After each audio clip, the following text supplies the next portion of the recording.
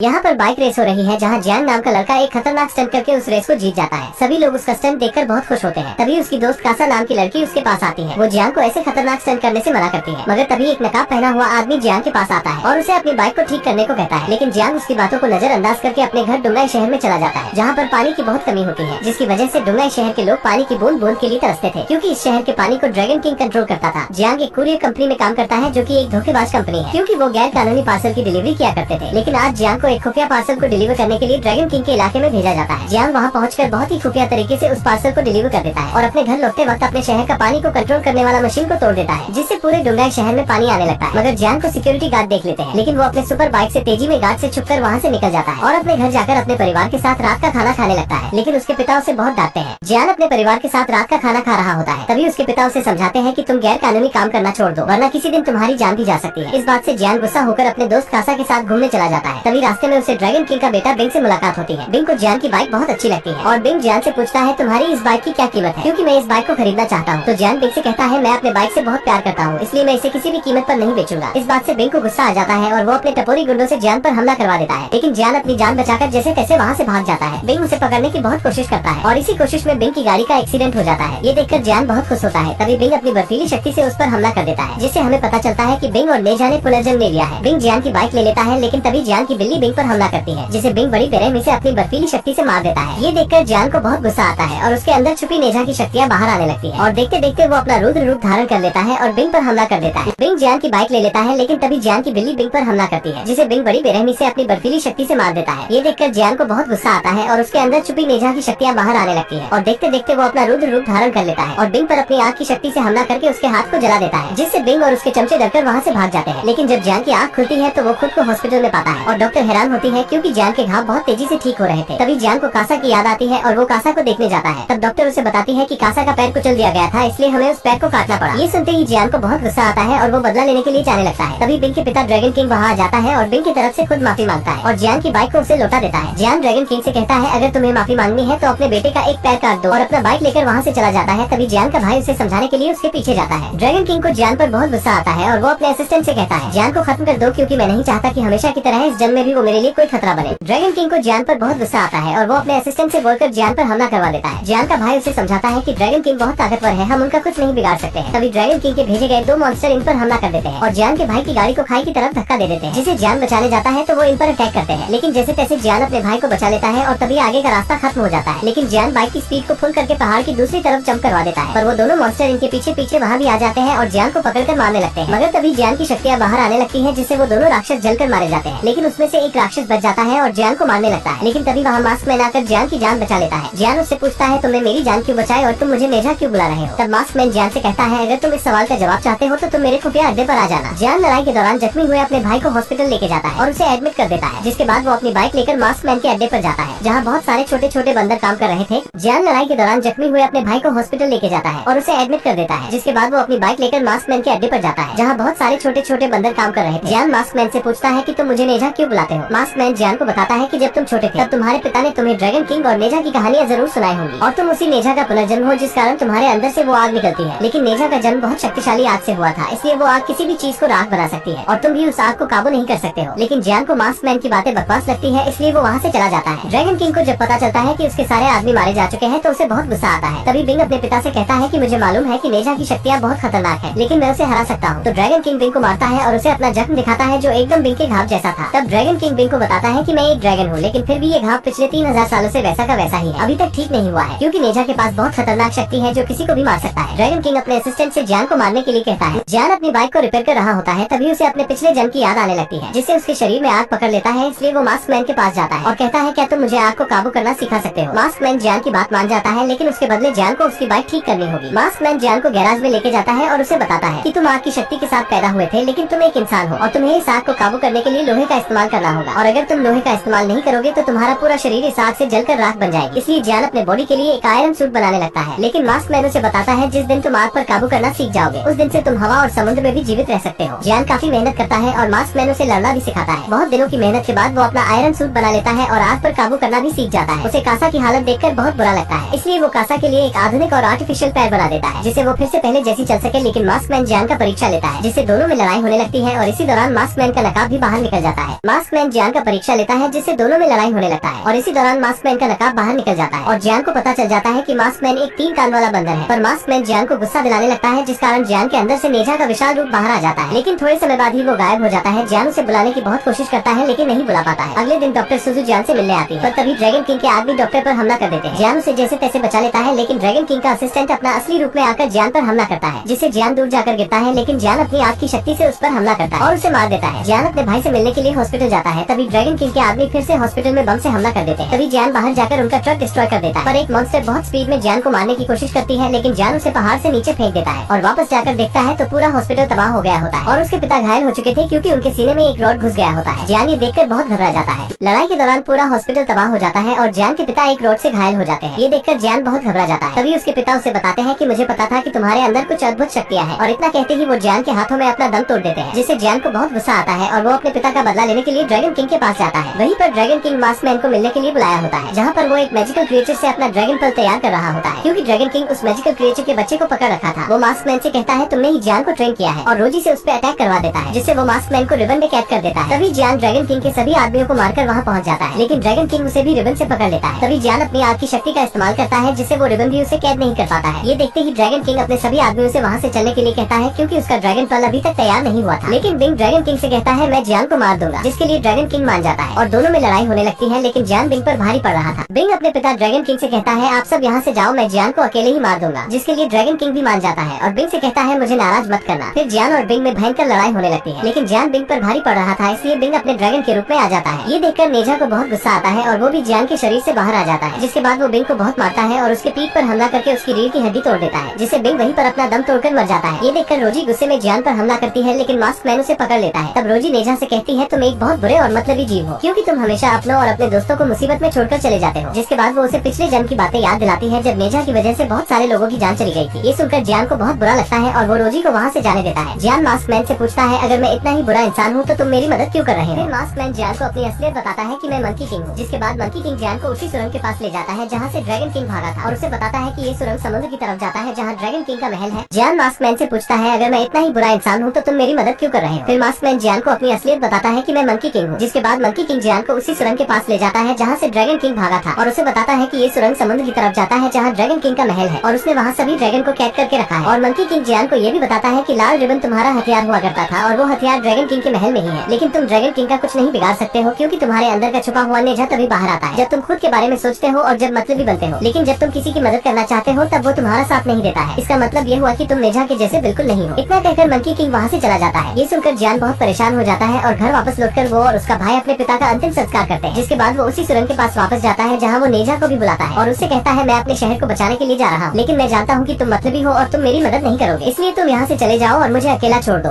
जिसके बाद जियान उसी सुरंग के पास वापस जाता है जहाँ वो नेजा को भी बुलाता है और उससे कहता है मैं अपने शहर को बचाने के लिए जा रहा हूँ, लेकिन मैं जानता हूँ कि तुम मतलबी हो और तुम मेरी मदद नहीं करोगे, इसलिए तुम यहाँ से चले जाओ और मुझे अकेला छोड़ दो। इतना कहते ही नेजा वहाँ से गायब हो जाता है। फिर जियान उस सुरंग के अंदर कूद जाता है जहाँ वो अपनी शक्तियों की मदद से पानी में सांस ले पा रहा था, लेकिन तभी एक शार्क जियान पर हमला कर देती है, मगर जियान उस पर जवाबी हमला करके उसे अपने काबू में कर लेता है। पर ड्रैगन किंग के समुद्री सैनिक उस पर हमला करने लग जाते हैं, लेकिन जियान एक एक करके सभी को मार देता है। फिर वो ड्रैगन किंग के महल में पहुंच जाता है और उस क्रिएचर को आजाद करने लगता है जिसके बच्चे को ड्रैगन किंग ने पकड़ के रखा हुआ था, मगर तभी वहाँ ड्रैगन किंग आ जाता है और जियान पर हमला करने लगता है। और ड्रैगन किंग के पास वेनम जैसी पावर भी होती है जिससे वो जियान को पकड़ लेता है, लेकिन तभी जियान को बहुत तेज गुस्सा आने लगता है और वो अपनी आग की शक्ति का इस्तेमाल करता है, जिससे वो ड्रैगन किंग की पकड़ से आजाद हो जाता है और रोजी को भी मार देता है। फिर वो ड्रैगन किंग पर हमला करके उसे अपनी आग की शक्ति से जलाने लगता है, पर ड्रैगन किंग अपनी शक्ति का इस्तेमाल करके वहाँ से बच जाता है। ड्रैगन किंग जियान पर हमला करता है जिससे जियान दूर जाकर गिरता है और ड्रैगन किंग के पास वेनम जैसी पावर भी होती है जिसकी मदद से वो जियान को पकड़ लेता है, लेकिन तभी जियान को बहुत तेज गुस्सा आता है और वो अपनी आग की शक्ति से ड्रैगन किंग की पकड़ से आजाद हो जाता है। जिसके बाद जियान उस पर हमला करके अपनी आग से उसे जलाने लगता है, मगर ड्रैगन किंग अपनी पावर का इस्तेमाल करके वहाँ से गायब हो जाता है और ड्रैगन पल को निगल जाता है, जिससे उसकी शक्तियाँ और भी ज्यादा बढ़ जाती है। फिर वो जियान से कहता है मैं यहाँ कैद सभी ड्रैगन्स को आजाद कर दूंगा, जिससे वो तुम्हारे डुंगाई शहर में सुनामी लाएंगे और पूरा डुंगाई शहर डूब जाएगा। ड्रैगन किंग वहाँ कैद सभी ड्रैगन्स को आजाद करने लगता है। जियान अपने रिबन की मदद से ड्रैगन किंग को रोकने की कोशिश करता है, मगर वो रिबन ही टूट जाता है, जिससे सारे ड्रैगन आजाद हो जाते हैं और डुंगाई शहर की तरफ बढ़ने लगते हैं। ड्रैगन्स डुंगाई शहर में आकार सुनामी लाने लग जाते हैं। वही सुजू देखती है कि जियान काफी बुरी तरह से जख्मी हो चुका है और उसका सूप भी टूट चुका है। तभी ड्रैगन किंग जियान के पास आता है और उससे कहता है कि तुम सिर्फ एक इंसान हो। इतना कहकर ड्रैगन किंग जियान को घायल कर देता है। दूसरी तरफ डुंगाई शहर सुनामी की वजह से डूबने लगता है। ड्रैगन किंग जियान के पास आता है और उससे कहता है कि तुम सिर्फ एक मामूली इंसान हो। इतना कहकर ड्रैगन किंग उसे घायल कर देता है। दूसरी तरफ डुंगाई शहर सुनामी की वजह से डूबने लगता है। जियान अपने सूट के बिना ही अपनी आग की शक्ति को जागृत कर देता है, जिससे ड्रैगन किंग जलकर मारा जाता है, पर पर जियान का शरीर भी बहुत ज्यादा जल जाता है, क्योंकि जियान बिना सूट के ही अपनी शक्तियों का इस्तेमाल किया था। दूसरी तरफ सारे ड्रैगन्स मिलकर डुंगाई शहर के बहुत बड़ी पानी की लहर बना देते हैं, जिससे पूरा डुंगाई शहर डूबकर खत्म हो जाए। तभी जियान को नेजा दिखाई देता है और जियान नेजा से कहता है कि तुम्हें किसी भी तरह डुंगाई शहर को बचाना ही होगा। इसके लिए तुम्हें अपने दूसरे अवतार को ढूंढना होगा। लेकिन तभी नेजा की शक्तियों से वो रिबन वापस से जुड़ने लगता है और जियान को पूरी तरह से ठीक कर देता है और उसे एक नया सूट भी बना देता है, जिससे जियान को उसका अस्त्र भी मिल जाता है जो कि रेड रिबन होता है। जियान उस रिबन की मदद से सभी ड्रैगन्स को पकड़ लेता है और उन्हें मार देता है। डुंगाई शहर में वापस से बारिश होने लगती है। जियान और सुजू समुद्र से बाहर आ जाते हैं और जियान मंकी किंग को बताता है कि मेरा अस्त्र मुझे वापस मिल गया और अब मैं पूरी तरह से नेजा बन चुका हूँ। जिसके बाद वो बाइक लेकर चला जाता है और मूवी यहीं पर खत्म हो जाती है।